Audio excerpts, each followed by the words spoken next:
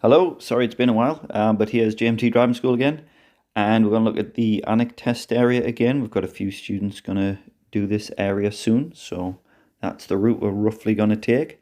So on the south side of Alnwick, here's the first interesting and reasonably difficult hazard. So we've got a very hard left turn. Obviously it's well signed, so remember your basic numbers: 20 mile an hour third gear for a 90-degree left or right in the countryside. That works here very well, as you can see from the speeds taken at the bottom. Then we come up to the first T junction on a slight hill. Remember, Alnwick is really quite hilly all over the place, so practice those hill starts. Contemplate the use of the handbrake as often as you feel you need to, and also again, those basic set of numbers you get from your first 5-6 lessons is attempt or at least plan to stop at your T junctions. Here we've got that lovely slow roll, so you can tell it's quite a high level student, but there's no harm in stopping, having a good look and then proceeding.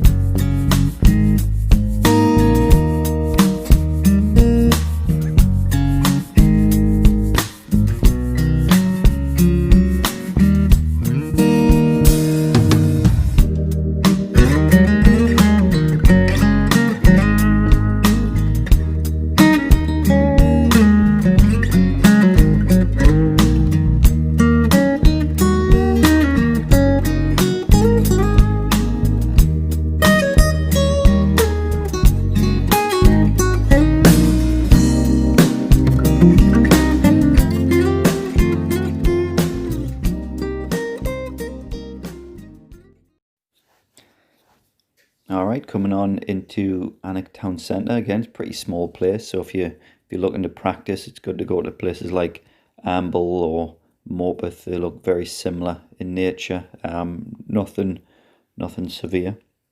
But where we've got this little cenotaph thing, remember it's a 2-lane exit from this road. So left lane would be to turn left, right lane to turn right, as we've done here.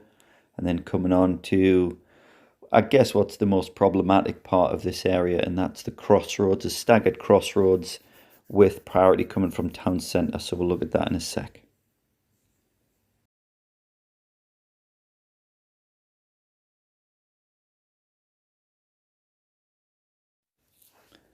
Okay, so the first thing to really comment on here is that there's 2 lanes: left lane to turn left up the hill towards the test centre, right lane to go straight ahead into the town centre. And this is good. We didn't follow the red car in front, and you shouldn't, because there are cars waiting, as I've kind of showed here. You shouldn't just follow the flock, because they don't really care what they're doing in terms of pass fail test and getting in the way of this car. So treat this area, as I've just highlighted on the floor there, as a giveaway. So what we're going to do is we're going to wait here until there's enough clearance to at least get to the archway. You haven't got the visibility to make better choices than that. So here comes the gap. So if you're a half decent driver, you should have your bike, your handbrakes on, you're ready to move, because if you're not ready to move, this gap has come and gone before you've even noticed. So there's a good clear gap. We get ourselves towards it, and we're not really impinging on this Mercedes there. They were just coming into view as we made quite a bit of progress there. So please don't worry about that. It's impossible to see around that corner. So long as you're not going with other people and following them and purposefully holding people back, and you're making good choices as we've just seen, everything will be fine there. Right, we've got our first puffin crossing. Remember that if you're still thinking about theory tests. It's a puffin, pedestrian user-friendly interactive crossing, because we didn't have flashing amber phase. That's what those traffic lights look like. So if you're studying for your theory and you're looking for the light order, red, amber together, then green. Remember the lasers on top have picked up where there are pedestrians crossing. And then a lovely contrast, we've got the older style of pelican crossing just ahead. So we've got the flashing amber phase, and please remember that flashing amber means you may proceed if there's no one currently on the crossing. So that's the two different types, the two different light orders. That one had the flashing amber. So you might need that for theory.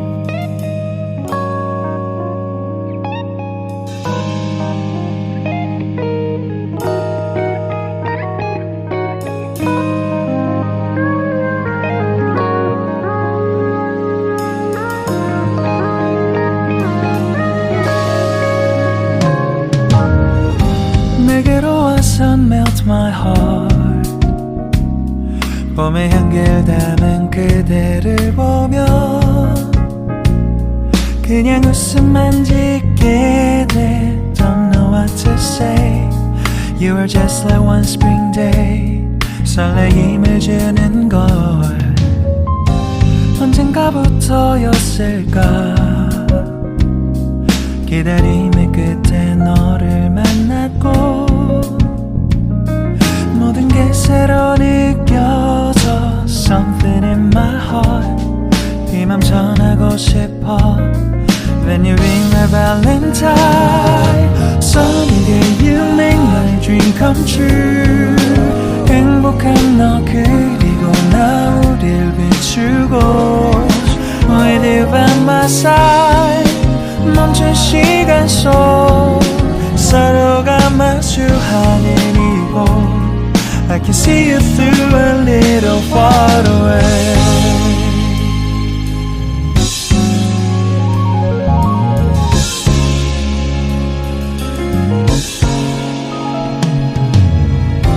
내게로 가서 melt your heart. 조금 서툴지만 이해해줄래. 동화 속에서만 보던 Just like shining star. 서로 바라보는 이곳 I'll be always by your side. Sunny day you make my dream come true. 행복한 너 그리고 나 우릴 비추고 With you by my side. 멈춘 시간 속 서로가 마주하는 이곳 I've been waiting for a love like this. So 기분 좋은 바람 불어와 행복한 너 그리고 나 우릴 감싸고 With you by my side. 지금 이 순간 서로가 마주하는 지금 I can see you through a little far away. 이 계절이 지난데도 내 진심을 내게 전할 수 있게 나의 품에 가득 안고 고백할 거야. You will always be my everything to me.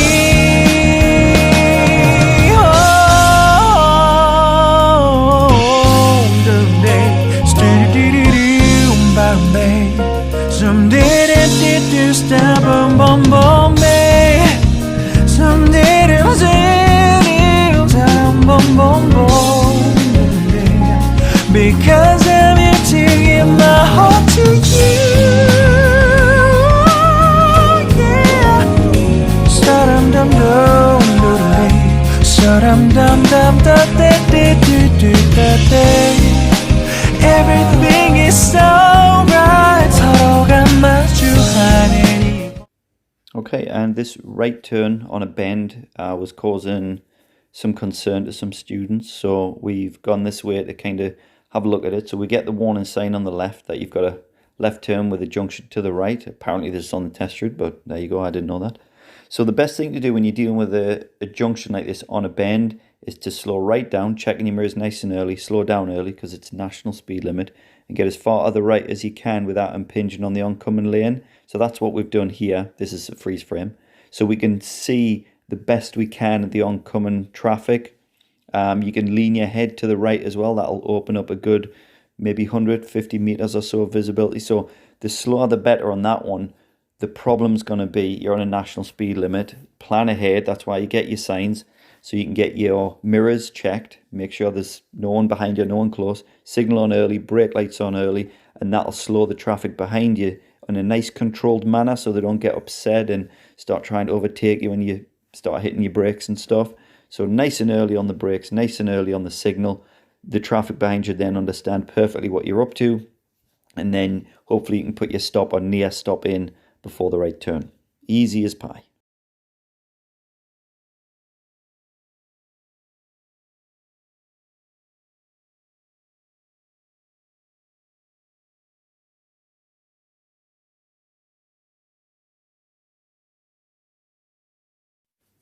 All right, another good reason why when you're prepping for Alnwick, you should be good at handbrakes and hill start. So we've got this T junction onto a national speed limit. So remember, the key elements you want to put into play here is finding your bite on your handbrake so you've got a good bit of energy ready to release so the car doesn't hang about when you get into the danger zone of your lane. So stopping, handbrake, hill prep, drop the handbrake and then go straight into your aggressive acceleration drill, which is 3,000 revs with firm pressure on the gas pedal. Late gear changes and that'll really push your speed up and away to 60. Of course, you should be checking your mirrors as you've pulled out and then you can make the decision how hard you're going to accelerate. The one of two roundabouts in Alnwick. All right, so if you look at the sign, it's either a first exit left lane, left signal, or a second exit right lane, right signal. It's way past 12 o'clock, so that's a no-brainer, that one. Easy as pie. So anyone prepping for Alnwick, all you need to know about roundabouts really is that they're round. Just basic stuff really, nothing difficult about Alnwick roundabouts.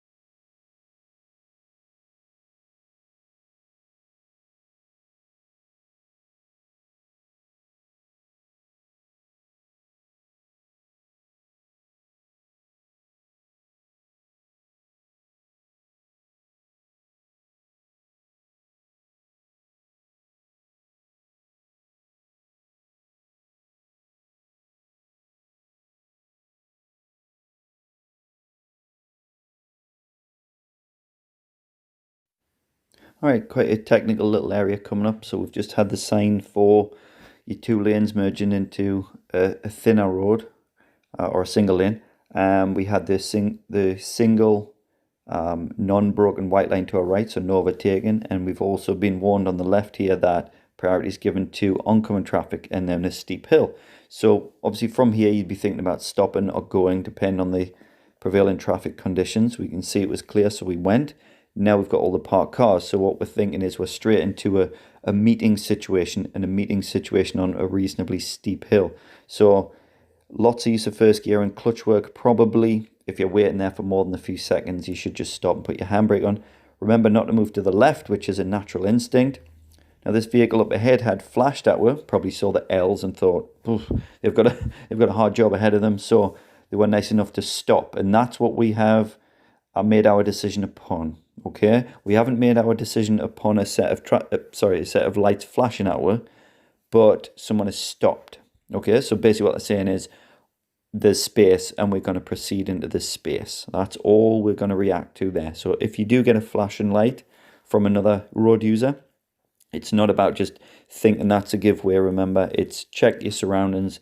If there's a gap, proceed into the gap.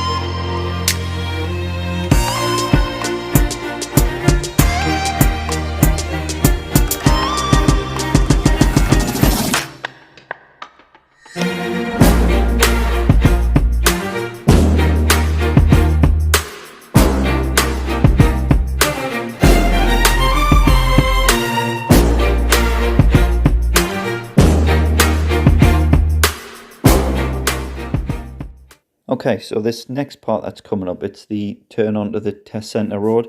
I quite like what's going to come up. It's a bit rare, much more common in town centres where we'll have to deal with large vehicles like this bus. So I'm going to freeze frame in a sec, and we consider, well, that bus is going to come out of that turn and he's about ready to, and he's going to have to cut quite hard in our lane. And you can see the lorry on the right here. So the student slows down, I believe puts a stop in. Yep. So we always want to give things like buses, like what they say, a wide berth, aka lots of room to maneuver. So whether you're coming up to a T junction or a left or whatever, and you can tell the bus needs to proceed, it's worth putting your stop in. It takes a lot of confidence to stop traffic. I tend to see that quite strongly during the early and mid phases. Learners would prefer seemingly to have a crash rather than stop traffic behind, because you feel like you're burdening them. But remember, it's just part of driving. I mean, we could put a stop in here and let that vehicle in front just make like really safe progress, but we're both on the double yellow lines there. And I know that feeling of having to make progress all the time, but making progress isn't anywhere near as important as being safe. And putting stops in or slowing right down, that's the way that you're going to find it. Remember what I keep saying, you can't really crash a stationary car. Okay.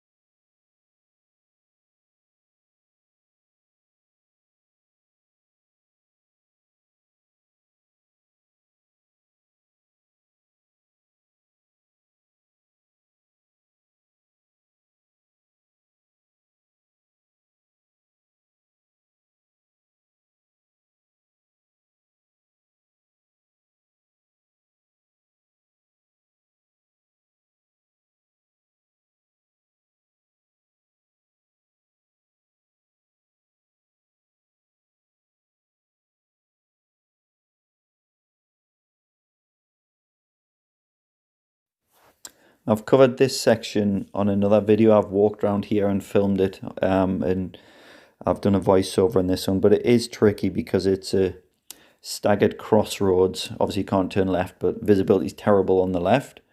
And you're turning right because you can't turn left. You can go straight ahead where you'd give way to traffic on your right. But if you're turning right, remember you've got no right of way over any of that. Luckily enough, because you've got people going into town centre from the right and then these red lights, that can often stop traffic, which is good for you because that'll give you a bit of a pause to your left and right, and that you'll make some progress there. But keep watching for not just space, but the reason for that space, such as those lights changing to the red. That'll hold traffic back for you for a good 20 seconds.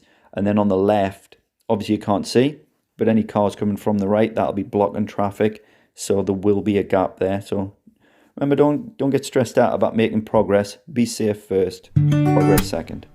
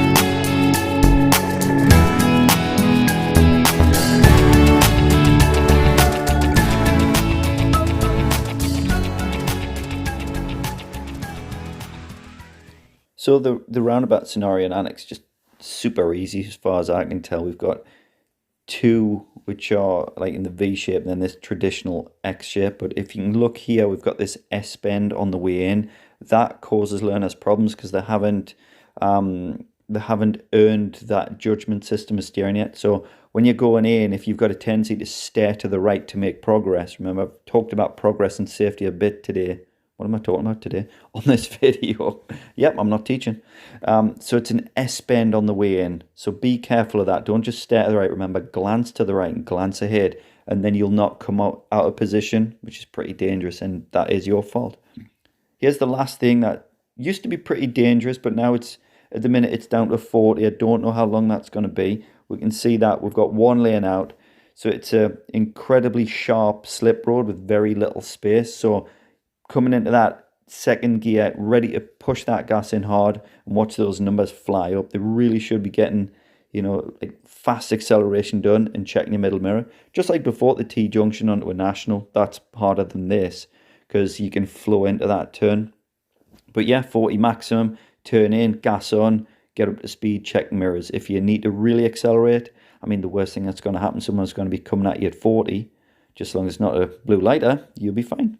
All right, so that's Alnwick Town Centre, a couple of roundabouts, nothing more difficult than that. Practice your hill starts. Study the crossroads that we've seen a couple of times. And gosh, Alnwick's a breeze, isn't it? I think the last thing to say is the test routes tend to come down here into the next little village. Can't remember what the village is called now, but there's a little village down here about 3-4 minutes away. They tend to go down there, do a couple of maneuvers, and then back to town centre. Who knows? Look forward to seeing some more video footage when it comes. All right, gracias. See you later.